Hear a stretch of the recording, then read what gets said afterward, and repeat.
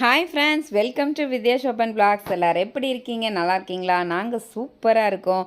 இன்றைக்கி என்ன வீடியோ பார்க்க போகிறீங்கன்னா, ஈஷா யோக மையம் தான் நான் போயிருந்தேன். ஸோ அந்த வீடியோ தான் உங்கள் கூட ஷேர் பண்ணிக்க போகிறேன். வாங்க வீடியோக்குள்ளே போகலாம். வீடியோவை ஸ்கிப் பண்ணாமல் பாருங்கள். நாங்கள் வந்து வீட்டிலேருந்து கிளம்புன டைம் பார்த்திங்கன்னா 11 இருக்கும். ஸோ காந்திபுரத்துலேருந்து ஈஷா போகிறதுக்கு நிறைய பஸ் வசதி வந்து செஞ்சு கொடுத்துருக்காங்க. ஸோ பஸ்ஸு பார்த்திங்கன்னா உங்களுக்கு டைமிங்கும் அங்கேயே இருக்கும். கரெக்டாக அந்த டைமுக்கு நின்றுனா அந்த பஸ்ஸு வந்து ஈஷா கோயில் கிட்டேயே நம்மளை கொண்டு போய் விடுறாங்க. உங்களுக்கு உள்ளே ஃபுல்லாகவே பார்த்திங்கன்னா நல்ல கிராமம் தான். அப்படியே பச்சை பசேல்னு இயற்கையை அப்படியே ரசிச்சுட்டே போகிற மாதிரி தான் இருந்துச்சு. இது ஃபுல்லாகவே வெள்ளியங்கிரி மலை. அந்த வெள்ளியங்கிரி மலையோட அழகையும் பார்த்துட்டே போயிட்டு இருந்த மாதிரி தான் இருந்துச்சு. உங்களுக்கு காந்திபுரத்துலேருந்து ஈஷா போகிறதுக்கு 1.25லேருந்து ஒரு 1.5 மணி நேரம் ஆகுது. ஸோ நாங்கள் அங்கே போய் ரீச் ஆகும்போது டைம் பார்த்திங்கன்னா ஒரு 1:30 இருக்கும். நாங்கள் பஸ்ஸில் போனதுனால நான் இந்த டைமிங் சொல்லியிருக்கேன். காரில் போனால் இன்னும் கொஞ்சமே சீக்கிரம் வந்து ரீச் ஆகிடலாம். அந்த பஸ் ஸ்டாண்டு பார்த்திங்கன்னா இந்த மாதிரி தான் கொடுத்துருக்காங்க. ஸோ உங்களுக்கு வந்து அங்கேயும் வந்து பஸ்ஸு நிற்குது. அடுத்து காந்திபுரம் போகிறதுக்கு இங்கேயும் வந்து டைமிங்கோடு இருக்குது. ஸோ இங்கே பார்த்திங்கன்னா நிறைய மாட்டு வண்டி போகுது. அந்த சிலை ஆதியோகி சிலை பார்க்குறதுக்கு இந்த மாதிரி மாட்டு வண்டி வந்து அரேஞ்ச் பண்ணியிருக்காங்க. நடக்க முடியாதவங்க நடந்துட்டு போகலாம். நமக்கு வந்து ஃபஸ்ட்டு சாப்பாடு தாங்க முக்கியம். பயங்கர பசி நாங்கள் வரும்போதே. ஸோ அதனால் வீட்டிலேருந்தே புளி சாதம், தயிர் சாதம், உருளைக்கிழங்கு எல்லாம் எடுத்துகிட்டு வந்துட்டோம். யாருக்கெல்லாம் அந்த மாதிரி வெளியில் போய் புளி சாதம்லாம் சாப்பிட ரொம்ப பிடிக்கும்னு சொல்லுங்கள். எங்களுக்கு ரொம்பவே பிடிக்கும். உங்களுக்கு அந்த போர்ட்லேயே வந்து பஸ்ஸோட டைமிங்லாம் போட்டிருக்காங்க. அந்த வழி பார்த்திங்கன்னா அதுதான் ஆதியோகி சிலை போகிறதுக்கான வழி. இங்கேயும் வந்து ஒரு வெளியில் பெரிய சிவன் ஸ்டாச்சு வந்து வச்சுருந்தாங்க. ரொம்ப அழகாக இருந்துச்சு பார்க்குறதுக்கு. இப்போ வந்து நம்ம தியானலிங்கம் பார்க்குறதுக்கு உள்ளே போகிறோம். ஸோ அங்கே வந்து மொபைல் கேமராலாம் எதுவுமே நாட் அலவுடு. ஸோ எல்லாமே வந்து அங்கே வந்து லாக்கர் மாதிரி கொடுத்துருக்காங்க. அங்கே போய் நம்ம திங்ஸ் எல்லாமே வச்சுட்டு தான் நம்ம போகணும். வாட்டர் பாட்டில் மட்டும் நம்ம கையில் எடுத்துக்கலாம். அந்த தியானலிங்கம் உள்ளேயே வந்து உங்களுக்கு 2 ஹவர்ஸ் வந்து ஸ்பெண்ட் பண்ணுற மாதிரி தான் இருக்கும். ரொம்ப அமைதியாகவும் இருக்கும்.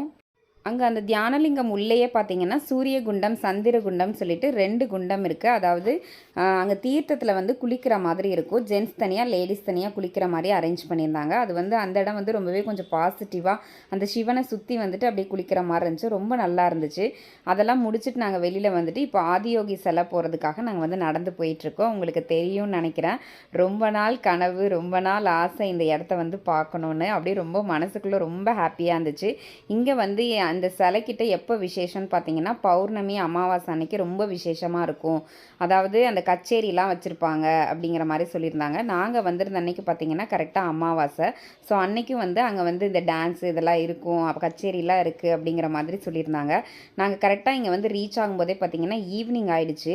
அப்போ வந்து நமக்கு அந்த வெயில் இல்லாமையும் இருக்கும். நீங்கள் ஈவினிங் வந்து இந்த இடத்துல பார்த்தீங்கன்னா ரொம்ப அழகாக இருக்கும். இல்லைனா ஏர்லி மார்னிங் வரணும். பகலில் வந்தால் ஒன்றும் பிரச்சனை இல்லை. ஆனால் வந்து வெயில் வந்து ரொம்ப அதிகமாக இருக்கும். நம்ம அங்கே செப்பல் போட்டுட்டு நம்ம யூஸ் பண்ண முடியாது இல்லையா? ஸோ அதனால் வந்து கொஞ்சம் கஷ்டமாக இருக்கும்.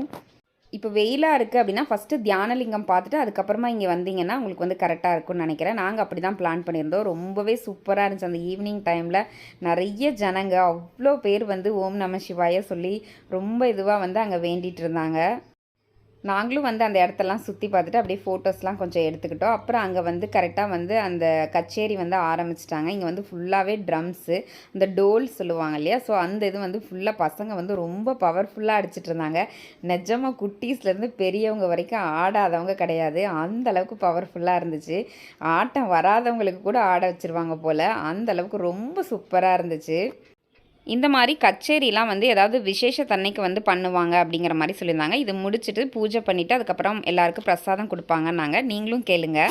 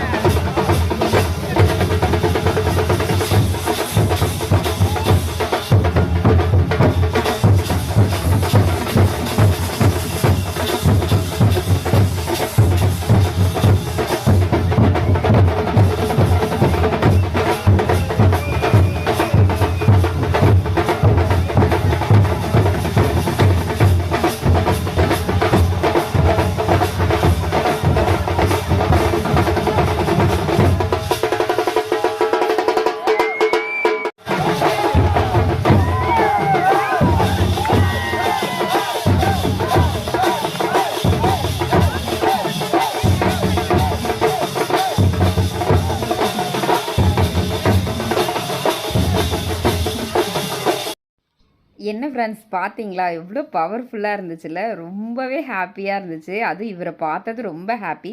அத விட ஹேப்பி இந்த மாதிரி அங்க வந்து டான்ஸ் பண்ணது ரொம்பவே ஜாலியா இருந்துச்சு. அதாவது நல்ல ஒரு எனர்ஜி வந்த மாதிரி இருந்துச்சு. ஸோ நாங்க அங்கேருந்து கிளம்பும்போது டைம் பார்த்தீங்கன்னா, ஒரு 6:30 ஆயிடுச்சு. நல்லாவே வந்து இருட்டிடுச்சு. இதுக்கப்புறம் பூஜைலாம் இருக்குனாங்க. நாங்க அதெல்லாம் பார்க்கல. நாங்க அங்கேருந்து கிளம்பிட்டோம்.